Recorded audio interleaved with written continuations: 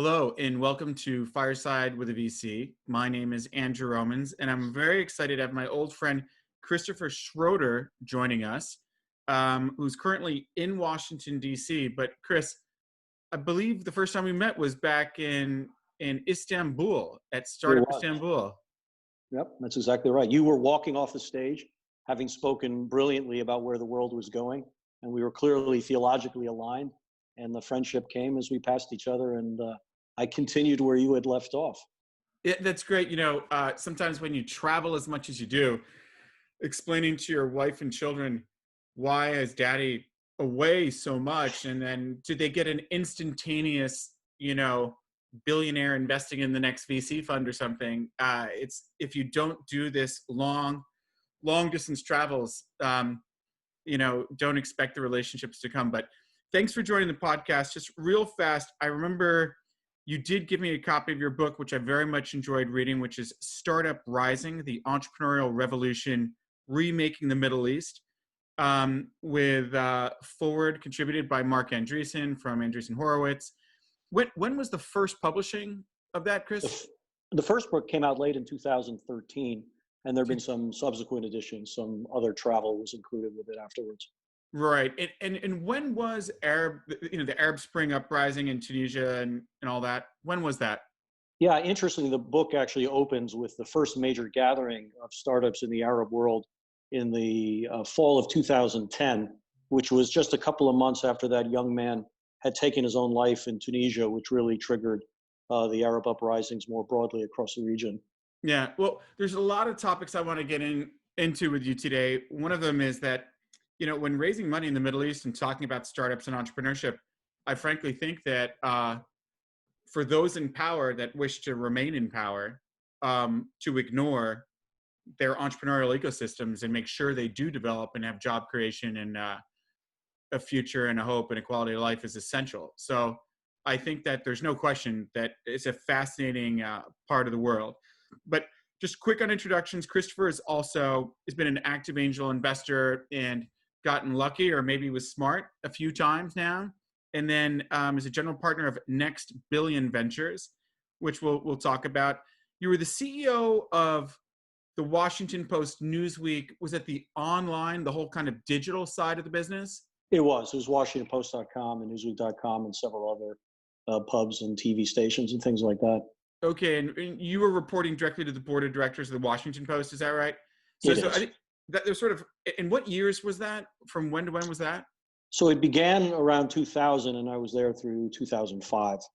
Okay, so 2000 to 2005, that's surviving the dot-com, and when it became clear that investing in a newspaper without some major McKinsey strategy, was a dangerous move. So I think that's fascinating. And then you spent about 7 years as a CEO, raised a lot of money from Sequoia, Polaris, even the Carlo Group, and led that to an exit, right? And that was Yeah. Health Central, or Yep. HealthCentral.com. okay, great. Well, we could keep going on your pedigree, but double degree from Harvard, always a good indicator. MBA and BA. Why don't we get started talking about where we are today? So right now is historic time of June 1st, 2020 is when we're recording this. It's been 3 or I guess 4 nights in most cities, 6, 7 nights in Minneapolis, with the response. I mean, I was saying to you a minute ago, this reminds me of Spike Lee's movie, Do the Right Thing, Yeah. where we're in the worst heat wave, or in this case, the coronavirus lockdown, where I think things are opening today a little bit where I am, but Silicon Valley is total lockdown.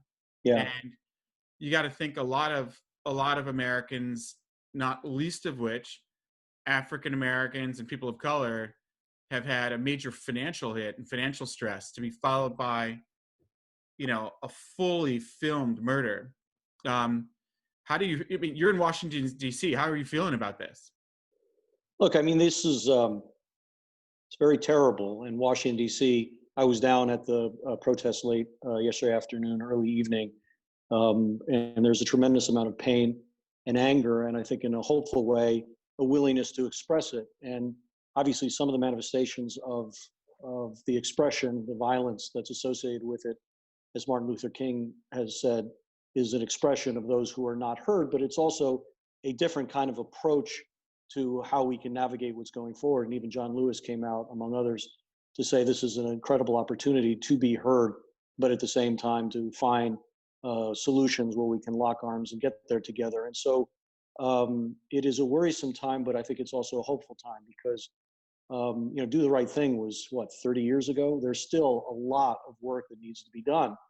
And I think what you see around the world and what I see around the world is a part of this, because I think when people are unheard, or if people don't feel that they can actualize their potential or their desire, or they feel that a system is rigged against them, they know it now quickly. There's no doubt about it because there's so much transparency. And people want to have their voice heard. They want to have an opportunity to build things for themselves and their family. And they won't stand for it not being stopped for any reason. And so this is an incredible opportunity for us, I think, to look coldly at that reality and look at the opportunity to unleash this great potential and the great problem solving that so many people want to do. But we have to be open to the discussion. We can't just lock down in an old view of it. Yeah, I mean, I think that it is so tragic to think of taking any percentage of the American population and making them feel as if this system doesn't work for them. They're going to score lower on SATs. They're not going to get networked in with your Harvard network into meeting Ed Mathias at the Carlyle Group and whatever's happened throughout your life. But you and I are both are very international people. When I was at Startup Istanbul, I guess that was 2016. Mm-hmm. In fact, talk about unrest.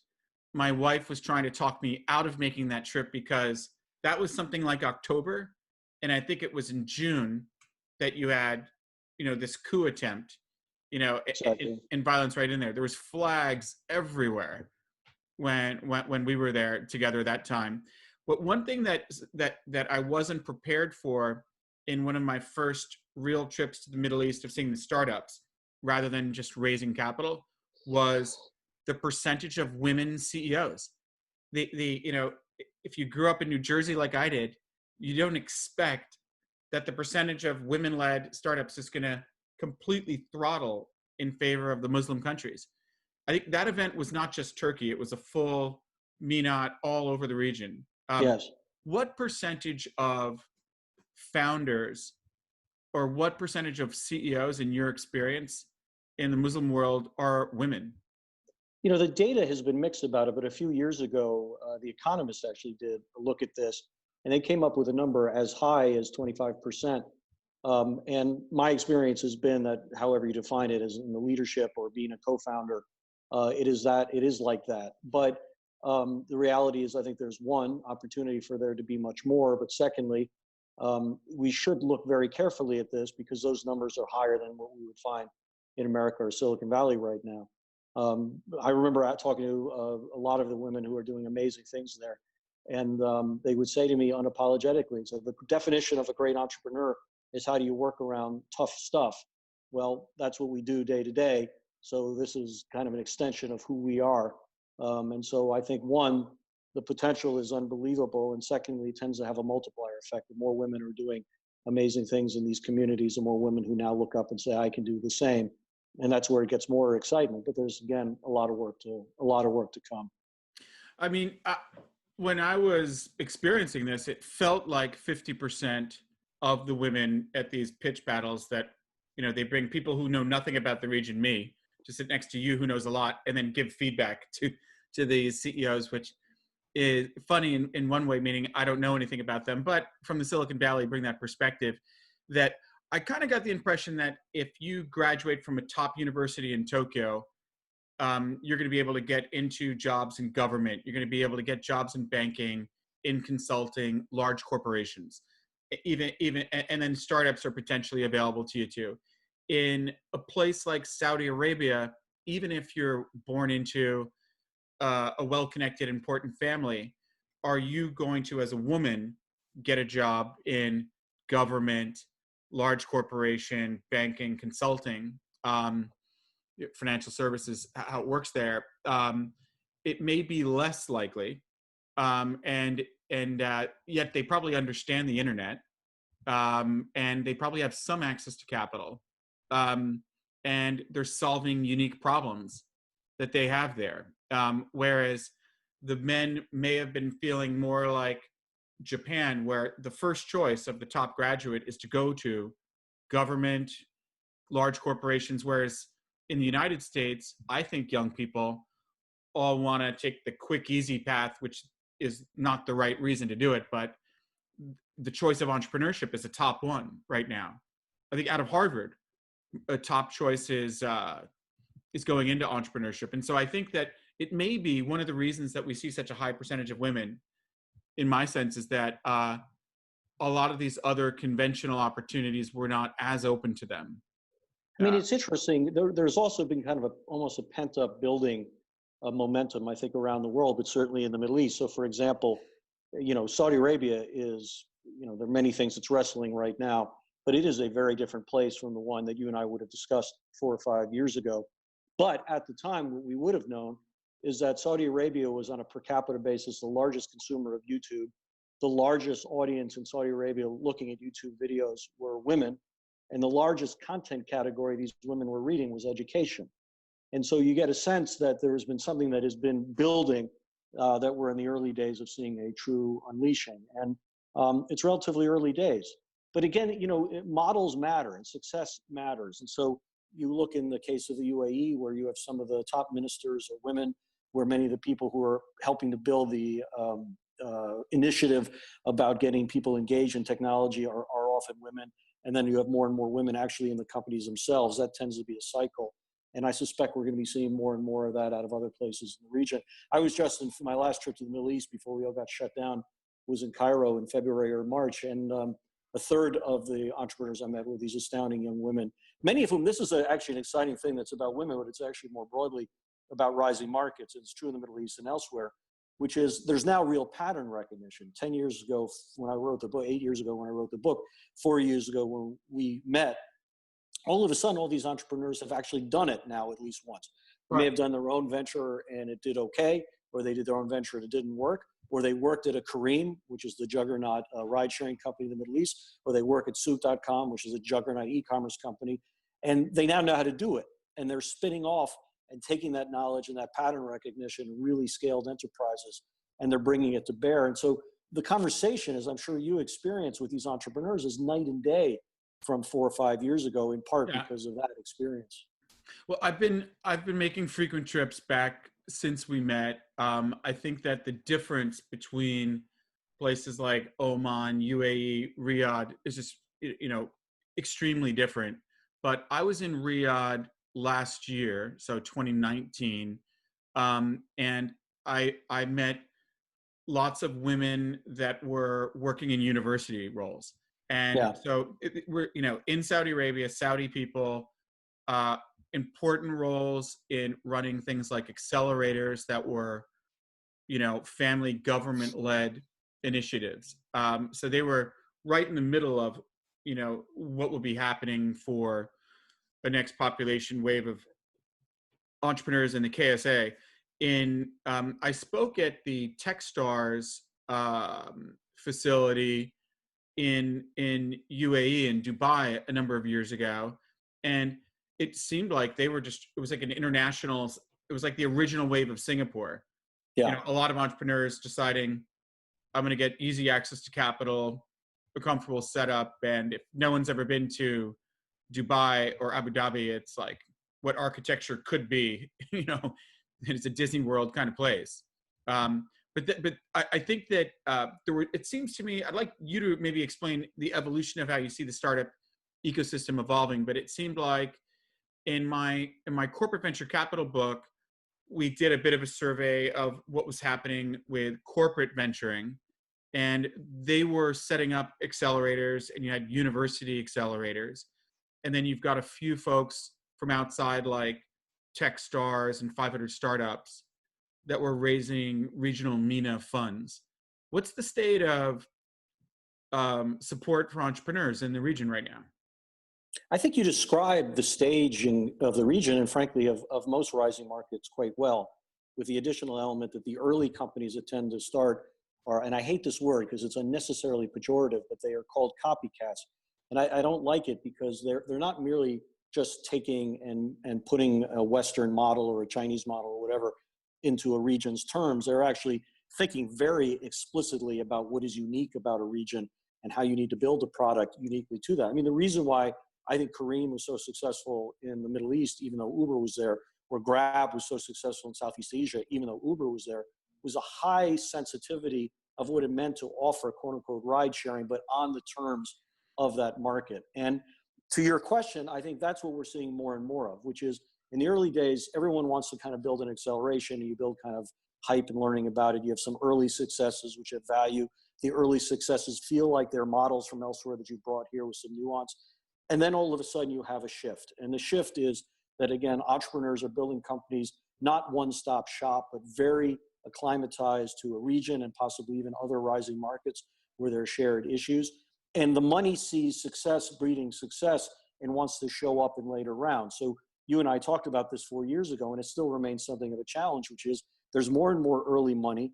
But if you need B money or beyond, it gets harder. And it's not as easy to find that capital. Well, that's beginning to change. So, for example, Saudi Telecom Ventures, on who I advise, they have $500 million that they're deploying, which means they can actually help a company not only do the earlier stage that move on. This pattern recognition that entrepreneurs are developing, having seen companies scale, mean they're not just going to accelerators and going to the early stuff. Right. They now have the pattern recognition to take a growth company to the next level. So there's just a level of experience and pattern recognition and success breeding success, which is so powerful. I mean, turning this whole conversation around, or bringing it in full hold, in the place where we met in Istanbul this very day, a company started in Turkey by Turks, including a woman was one of the co-founders of this company, is called Peak Games. And in the midst of all this crisis, it just got acquired by Zynga for the largest acquisition price of their entire history. And you know that the outcome of that is going to be that people are going to realize that a regional company can become global, and that talent who has seen a company go from here to here will now invest in other companies and will launch other companies in themselves. Many of the team will do stuff. And that's where this becomes very interesting. And we know that this will happen, right? It's happened in China. And the thing that I think a lot of people have trouble understanding, but you and I are blessed to see, is there are lots of China phenomenon happening everywhere because talent is everywhere. And now you've got billions of new customers with access to technology who are actually, bringing the economy up with it. And so these are relatively early days, but there's a momentum that I think is very appealing. And one of the things that, and you and I both have, I don't want anyone listening to this to think that you're Mr. Middle East only. I know you spend a lot of time in places like Singapore, KL, Jakarta, as well as Sao Paulo in Latin America, where I spend time in these places as well, and we're watching what's happening. And a lot of times you have governments like European Investment Fund or SBA in the United States, the British Business Bank, BPI France will put up to 50% of the capital for a VC fund. They might try to keep it down to 30 to give you an anchor LP to get matching money to get a fund going. And so you have enormous government support. In regions like the Middle East, you may have more, super source of capital from Saudi Aramco or some of these companies that are just ultra cash generative and sitting on of cash that they frankly are not sure how to organically invest in their business further or return money or what they should do with it. So that becomes like a proxy for government money. But I think that these government people have a mindset that investing in seed and accelerators and pre-seed will create jobs, and it'll ultimately transform their economy from one source of revenue, petrochemicals, to a diversified innovation economy. So that's what everybody wants, but they think if they put money into a growth fund, like a Carlyle Group or something, that's just, Occupy Wall Street greed.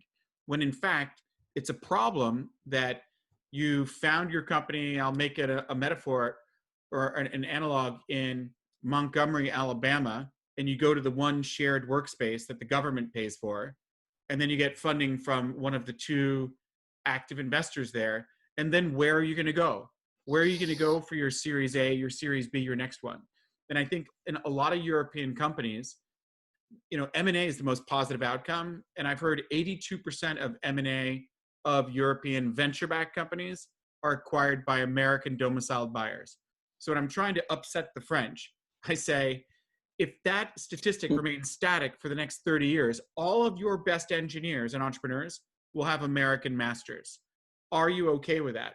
And I'm trying to push them into having the government put money into scale up funds that will enable the best startups to actually get onto the stock exchange and become big balance sheet buyers. You see it in China, where you've got a long list of Tencent, Alibabas that can buy your company, as opposed to the Germans who, sell very early, comparatively.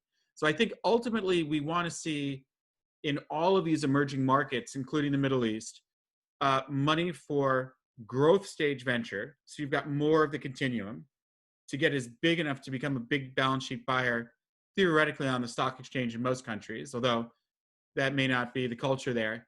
And then a culture of buying.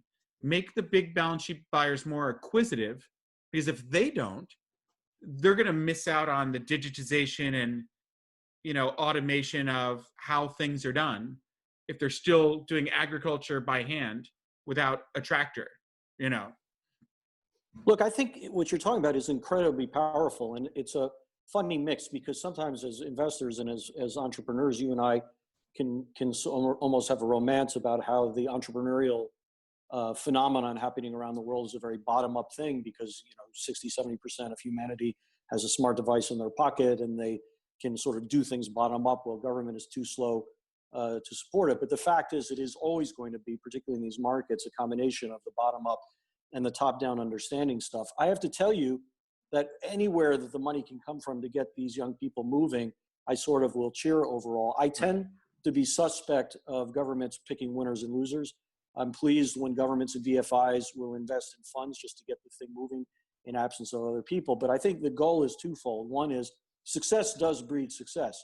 Investors will invest where investors believe that they can, one, make money, and two, of course, get access to that money and take it out. Acquirers will acquire great companies. They'll start maybe coming from the West or China or other people who are looking to expand. But I think more of what you're talking about right now is I still believe the best thing that government can do, and we're seeing some really interesting and unusual examples of it that at least I would not have predicted beforehand. I really think government should really really think about the environment that's being created and what they can do more often than not to step back to let these entrepreneurs do their thing. And the reason why I say it's kind of unusual, I think one of the most interesting areas out there right now is in fintech, which is a broad catch-all for many things. But the reality is everyone wins in fintech, right? If you're a great entrepreneur, there's huge opportunity for you to have impact. If you've never been banked, you can now be banked. If you've never had a credit card, you can now do safe mobile payments wherever you go. If you're an investor, there are huge markets with billions of customers who are untapped that you can help for. If you are a government, you have whole swaths of your economy that's now gray or black that starts to be coming into the world of transparency. And so everyone wins. And, obviously maybe the disrupted companies will want to push back, and that's part of a dynamic. But net, even these big established organizations often aren't even addressing the folks who are not included in fintech. And so the question then becomes, what can a government do to open it up? How can it step up? And I've seen, interestingly, Indonesia is an example of this. Brazil is an example of this. These are two countries that one doesn't necessarily think, about it in this terms, but they've been meeting with entrepreneurs. They've been meeting with investors, and they're having serious conversations about what is the right regulatory environment to allow this to thrive. And I think more and more countries and governments, money is fine, but I think the more and more governments who are really committed to saying, what can we do to unleash this talent to have the ramifications that you described so well earlier, are going to be on the right side of history. Because the ones who do the opposite or even ignore it, and not even doing things bad, but are ignoring it, talent remains mobile. And the best talent will go somewhere else. Especially if you've gotten Brazilian red tape and it's just slaughtering you. Or I remember when Hollande came into power after Sarkozy in France, and he was imposing such tax regimes on entrepreneurs and their options that people are like, look, I want to pay my taxes, but if you're going to tax me that much, it's like the Rolling Stones left the UK. They're going to negotiate directly with another tax authority and figure something else out. So that's a huge, huge factor. But I think, Christopher, the multi sides of why this entrepreneurship stuff needs to happen very, very quickly is just all but essential. There was an Arab uprising, and that if young people don't feel like they can make their way in the world with opportunity, there's a risk of regimes being challenged. That's an obvious thing. There's the large, often when I'm speaking at these events, I say, you're all worried about how come Finland has a Nokia back when that was a big company? How come we can't have a Nokia? We should have a Nokia. So they're worried about their unborn babies a lot. We need startups and guys like us to help them do that. They should be worried about their big babies. They should be worried about who are the top 40 companies that are driving 90% of the revenue of the French economy or any one of those economies. And what happens if they ignore use of technology to automate the way things are done, you know? Yeah. Look, I mean, you've said this, and Andreessen said it back in 2011. Like, you know, the software is eating the world. Every company is a tech company now. That's Right. the irony. I mean, I think a lot of governments sort of bifurcate this. You have these kids doing this crazy stuff that maybe will work or not work, and then there's something completely separate. But the fact is, the skills required, the opportunities that are required, the way of being competitive share many of the similar needs and necessities culturally and societally.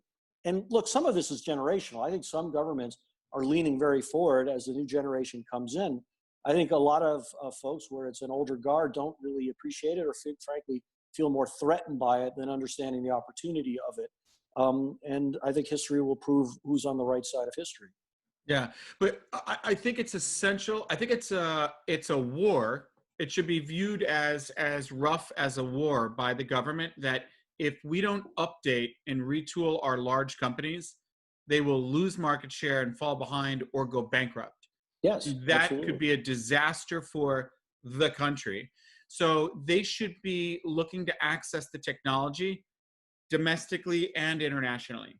The Chinese are very good at trying to get any tech they can get their hands on into the country and negotiate any deal that makes sense. So I think that there's the perspective of a Silicon Valley company of, do you have a strategy to grow your business in the Middle East and North Africa or sub-Saharan Africa? Do you have a strategy to get into chaotic Jakarta in the massive Indonesian, Southeast Asia, 9% of the world's market in these places without getting slaughtered? So, Right. you know, the Middle East is a different specific culture. It's got a lot of differences, as we know, among the different players in the area. So what's a sensible strategy to access that market as opposed to just ignore it and let someone else go after it? So this is unbelievably important, and I think that particularly Silicon Valley is having some difficult, not all, but some are having trouble understanding this, because the answer to that question for 70 years, and it certainly was true in the last 10 years, is to be a great global tech company simply meant to be Western or come from America. The act of showing up, for all intents and purposes, meant you won. And by the way, if you and I were having this conversation 7 years ago, the Facebook of everywhere, the Instagram of everywhere, the WhatsApp of everywhere, the Twitter of everywhere was fundamentally Facebook, Twitter, Instagram, and WhatsApp. Because when there was near universal access to technology, people were able to grab a platform in a one-stop shop way, and they would take it and they would use it and it would be very successful. I think what tech companies are learning now is that you've got to understand dynamics in markets that are different, because if you don't, local competitors will. I think Kareem is a perfect example of this, right? How could a company beat Uber? Like, how could this happen? Uber was a classic case of what I described 7 years ago. It had the brand, it had the capital, it had the technology, it had the data. Uber should arrive in a market and win. And you have these young entrepreneurs, they're saying, they don't understand our backyard. I'll never forget, this was a moment of real epiphany to me when the folks at Kareem started to offer something very simple, which was offering cash payments on apps. And I talked to friends of mine at Uber at the time. We're like, well, that's crazy. Who would do that? That's looking backwards. In a year or two, everyone's going to do mobile payments or do payments on the app or use credit cards. Like, why are they fighting an old battle? And all that meant was that Silicon Valley did not understand a core reality on the ground, which is that people still, for a period of time, needed to be able to transact in cash. Kareem saw it, rolled it out, Right. eventually Uber followed suit. But at that point, Kareem was toe to toe. And that's just a small example of many examples where companies are saying it's not one-stop shop. Grab is a ride-sharing company, but it is distinctly Southeast Asian. Kareem is a ride-sharing company. It's distinctly this. And I think the American companies that realize that this is now more about co-authorship, not showing up and having us just win, but being able to serve different markets in different ways. Because to your observation before, there's not even one Middle East. What's going on in different parts of Jordan is different than what's going on in different parts of Egypt. And technology allows the ability, and local competition allows an ability to deliver that good. And when that happens, things change. What is really fascinating to me, and I'm not sure how this plays up, I don't have my brain around it, is that some companies, American companies, are using AI and data to try to replicate a hyper-localness. So the obvious examples are Netflix in video and Amazon in video, where what happens is you can start with that kind of one-stop shop product with maybe some nuance it's local. But as the algorithms get better and smarter, not only are you targeting and delivering content better, you actually begin to create new content that will be different in Turkey than it is in India. TikTok is a prime example of this. And what's interesting, I was in China in the fall and spent a lot of time with some senior people there. And they said, look, man, we understand that there is a difference in TikTok Turkey than there is in TikTok China, than is TikTok in America. We have to understand that nuance. But in parallel with that, the data of what people actually do helps illustrate how we can be more relevant more and more locally. So it's going to be very interesting to see how this plays out. But to me, the fundamental umbrella that covers all of it is people have choices. The idea that people have to take whatever is served to them because it's the only game in town is now becoming different because of all the things that you've been describing in this talk. So it's going to become a very interesting period to see how that plays out and how we have to compete differently as part of it.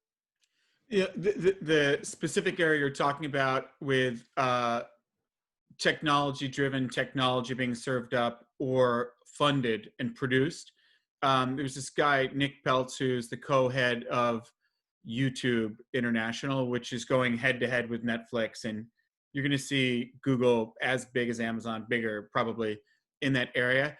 They've lifted the game up on their ability to get feedback from people everywhere, from gender to age, and it's driving decisions of what gets greenlighted. So this is the guy in charge of what, Google original, what Netflix original is going to get funded, and the level of technology they're like. That's the example of why I'm so passionate about tech and fintech.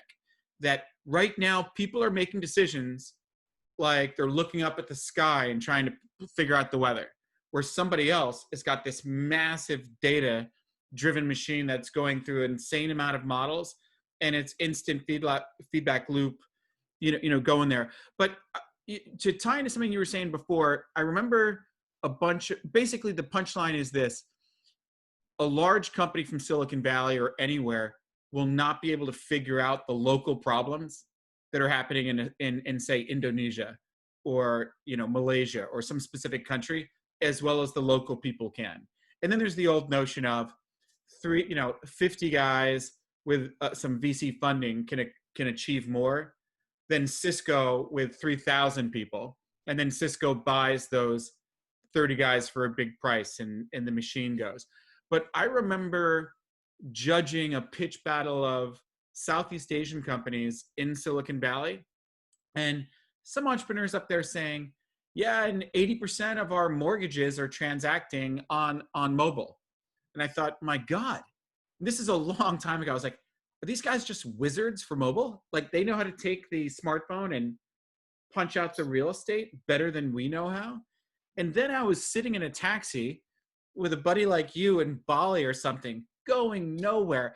And the traffic is so bad. It's just one big archipelago, a lot of people, that I realized if you don't book your mortgage while you're on a mobile phone on the back of a moped in the middle of a traffic jam or your vacation, it's never going to happen. Yeah. So you can't compare what it's like to live in Jakarta to what it's like to live in Dallas, Texas. It is just it's a complete different universe. So we should talk You're about so right. copycats again. I mean, I'll take it a step further because you are so right. I mean, a blessing and curse about the West is so much of what we do day to day actually, works pretty well. A credit card works pretty well. And so the incentive for us to leapfrog into mobile payments, I mean, look, Apple Pay is a good product. It's a good service. I think people will be using products like it in America at some time. But it's not a surprise to me, based on exactly what the experiences you just described, that places that never had it before at all, or if they had it, it was terrible, are literally leapfrogging. It just becomes a natural behavior that literally we're going to have to train ourselves to do in ways that they've had no training at all. They've just taken it because they haven't had an alternative and it works really well. And they then redefine what makes and defines great product. And I think it's wild. It's a very, very different kind of a world than if you and I were having this conversation a decade ago. I know you're active in Latin America. These entrepreneurs found me through Georgetown University, but they were in Bogota and they made the Uber clone for Colombia. And the drivers are unbanked. So the drivers don't have bank accounts. And so there's a problem that the rider gets in, hails the taxi through the app, and they get out of the car and ching, that guy's paid with it because he is banked. And so money goes to the Uber clone. And then the driver who's unbanked has to, tank up with some petrol and put some gas in the car and doesn't have any currency to pay for it. And then these guys sold to Uber or something, or 99 Taxi, and we're coming up with crypto that all of the drivers in Colombia could use at the pump. So now they don't have any fiat bank accounts. They, are basically banked through an app that was solving a unique problem. So just an example of, I don't think somebody that has a bunch of working credit cards and a U.S. currency. Now we may see some quantitative easing, I would hope, and printing of money, but in general, the U.S. dollar is a relatively stable currency. And so I think that there's a lack of understanding of these other markets. But Yep. But look, I think, takeaways for me are large corporations in emerging markets should put money into your VC fund and my VC fund. They should get access to external innovation that they can bring internally, or else they're at risk of not making this watershed shift that you saw in the print to digital publishing world, to, for Time Magazine to not respond to their 70 print publications is a planned suicide. And I think it's almost as brutal. Print industry to digital is a really obvious one, but I think that those emerging markets should be accessing tech to get it into their business, which will get it into the country. I think that the bottom-up population needs opportunity, just like the United States needs to address a trust issue and a system that's not working for all of its citizens. And I think for financial investors seeking a return, that's the number one asset class in the world, that to figure out how to connect the dots to some of these international places is maybe better than one more venture capital firm on Sand Hill Road. What have you found in your travels as to why it's so hard? I mean, it's obvious. Look, you could talk about for decades of big companies that are successful, get very comfortable, and they never can disrupt themselves. And, everyone becomes vulnerable. And even then the successful companies become what they once mocked or once disrupted. But I think there's a certain interesting patina of challenge in emerging markets of some of these large companies not really understanding what you just described. Now, if they're on the front line of it, for example, in finance or in telecom, like they sort of at least understand it intellectually with a varying track record of performance. But what have you found of these large companies when you say what you just said here about if you guys don't understand this stuff now, it's like existential? Why do you think there's a hesitancy? Where is the resistance? Well, I remember one example, short punchline answer is, by the time the calling card business gets completely eaten by another substitute like WhatsApp, they will have already made their money. I once had a face-to-face meeting with a Danish guy in Stockholm who was married to a beautiful woman from Brazil, paying taxes in Brazil, no more Denmark. And he had a calling card business. And I said, your calling card business will go to zero. You've got to invest into my WiMAX quad play, whatever it was at the time, with predicting digital streaming of TV and all this stuff.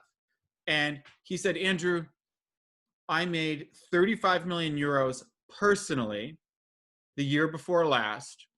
I made 21 million this year, and I expect to make 14 million next year.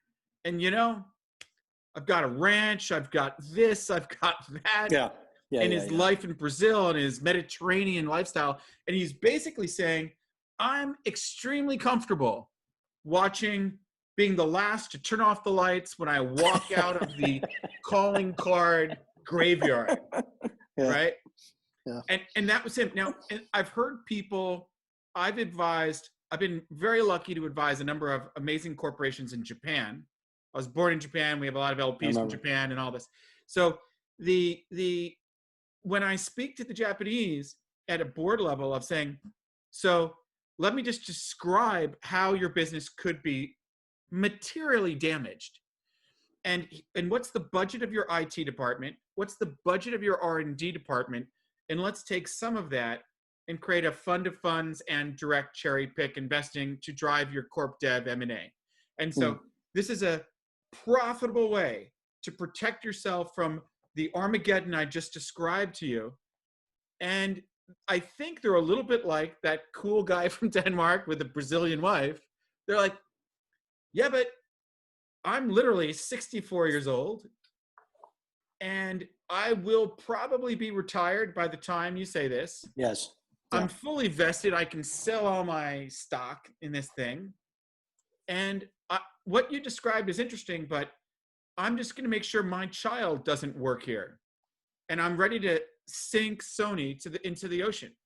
And, I'm just using Sony as a random example. But this is a message to all of our entrepreneurs who are looking for, holes and places to go, because literally the quote that you just said is not one I've heard repeatedly from even younger people in big companies who are successful or happy or doing what they're doing. And literally the conversation is, everything you're talking about, I know is happening, but I'm hoping it happens after I retire.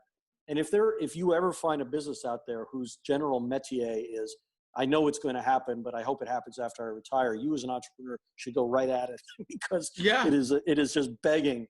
It will be begging for a disruption culturally and spiritually as much as physically what's happening within the business.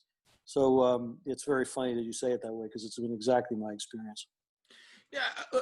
Also, I think that there's a general, I see it in the corporate venture world that you've got the CVC unit that are now, after 6 months of hanging out with you, completely taken the pill that makes them a Silicon Valley person, regardless of where they're from or where they are.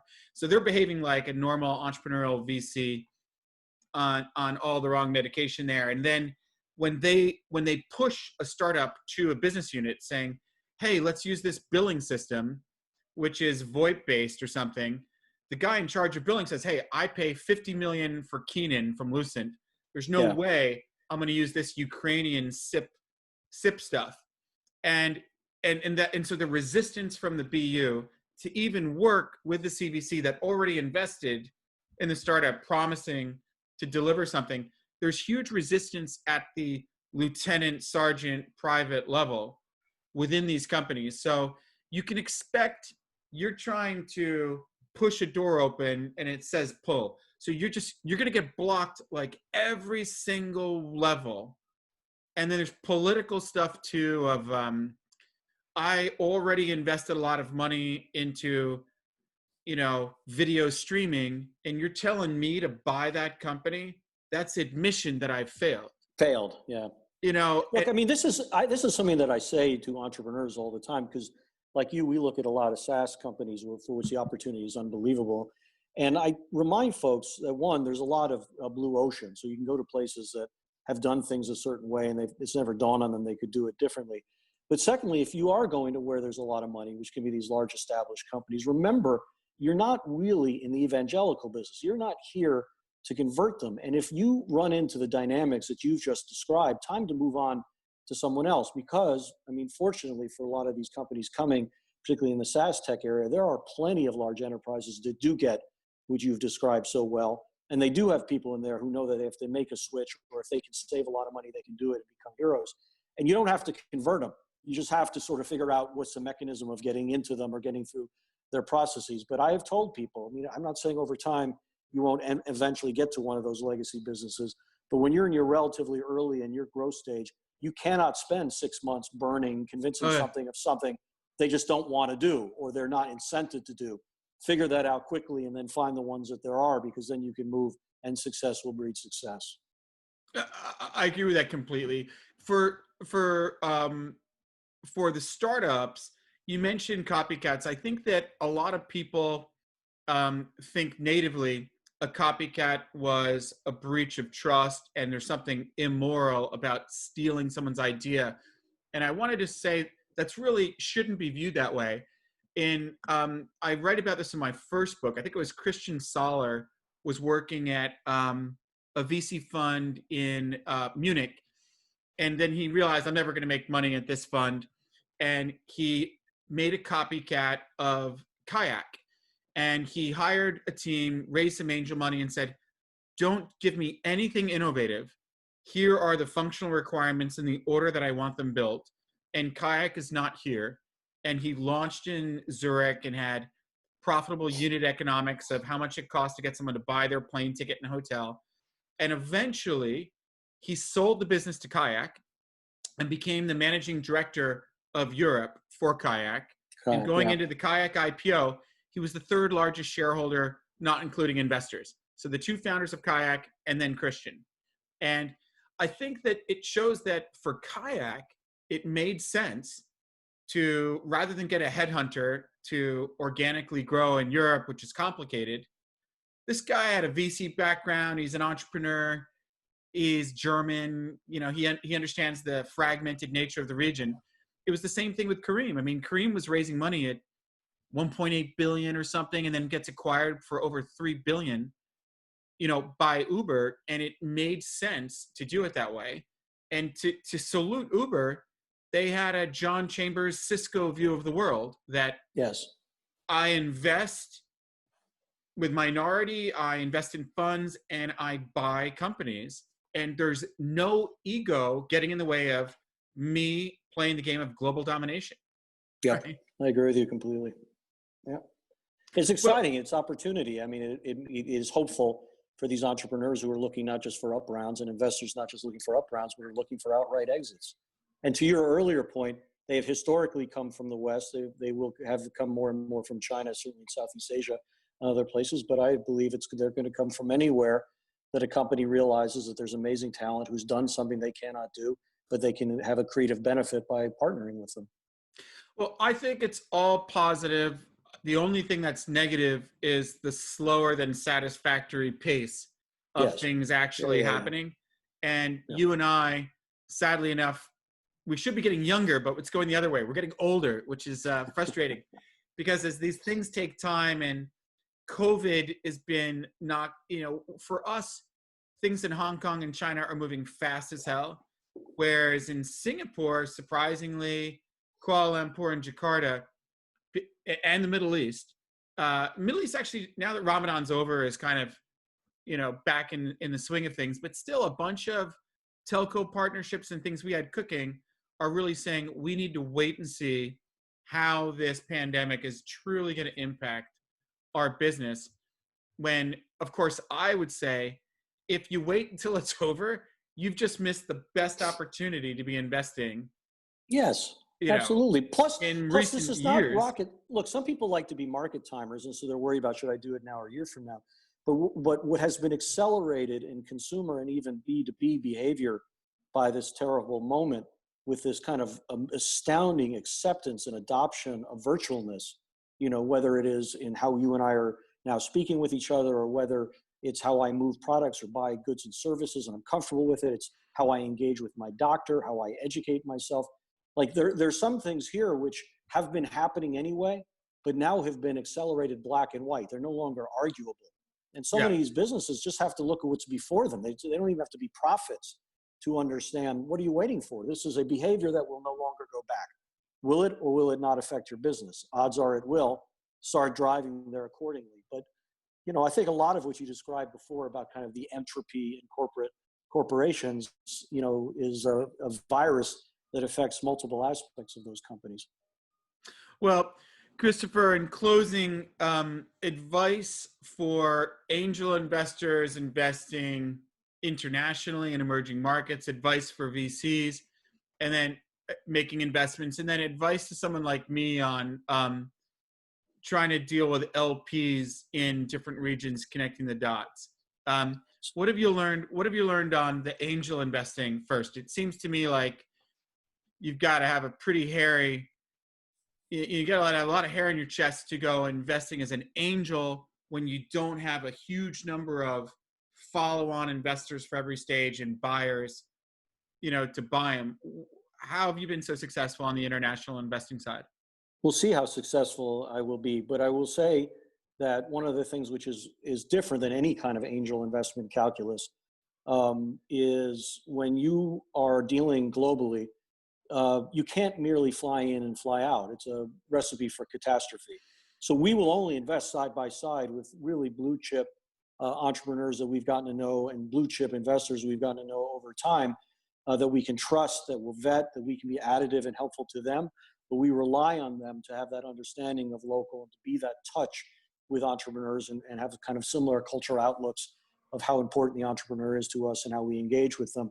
And I think that's a mistake that sometimes folks have made. They've either felt like they can fly in or fly out, or they need to establish massive presence. And when that has failed in the past, they write it off entirely. Well, there are many new networked, interesting approaches by which you can cover that element if you're open to it, that I think are very powerful, that angel and through any stage of venture people should be thinking about. Your LP, you and I, like the old movie Jaws, could start showing our scars here, because LPs at the end of the day are relatively conservative. LPs have an ability to invest in things which are more tried and true, and some of it's quite reasonable. I've had many LPs say, look, Chris, I believe everything you're talking about at the macro level and even at the micro level.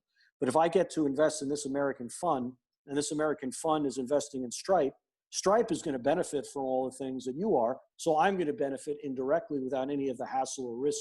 Like, that's a very reasonable argument that we have to be able to address. But I think there's a new generation of LPs. Many of them are in these markets. They have seen what their parents and family have built. They understand the local nature of things, and they want to be a part of the ride. Now, many of this newer money doesn't necessarily like the old 2 and 20 model lockdown. They're happy to put some money in with you to play, and so that you can survive and help them do it. But they actually really are more interested in individual deals and want to participate. So it's incumbent on people like you and me to be a little bit more flexible in how we engage with these LPs, to have some of that latitude that actually could be a win-win. The old view was that when LPs wanted to co-invest, that could be problematic. And I think done the wrong way, it can be. I think now there's opportunity to leverage local expertise and regional expertise in a very powerful kind of co-authorship that I think is going to be a more future model. The final thing that I'll say, and I think Village Global has been extremely good about this, I think great entrepreneurs understand where the great entrepreneurs tend to be. And I think partnering with them, they usually have some money. Some of them have a lot of money and can become substantive LPs. I think that there's another kind of approach that can be very powerful than sitting yet in front of one more university who sees 300 new funds a year, will pick 2 at most, has no bucket for emerging markets. Like, again, my advice to you and me is not unlike my advice to some of these SaaS entrepreneurs. You and I are not in the evangelical business, even though we end up there more than we want to be. We need to find people who understand where the world is going and lock arms with them. And I think success will breed success. I think that those are real words of wisdom. If you show up and say, I'm from California, I brought an empty suitcase full of money, fill it with your money, I'm going back to sunny California, driving my convertible Porsche, throwing money out the window at companies, that pitch, they call you a cowboy if you do that, right?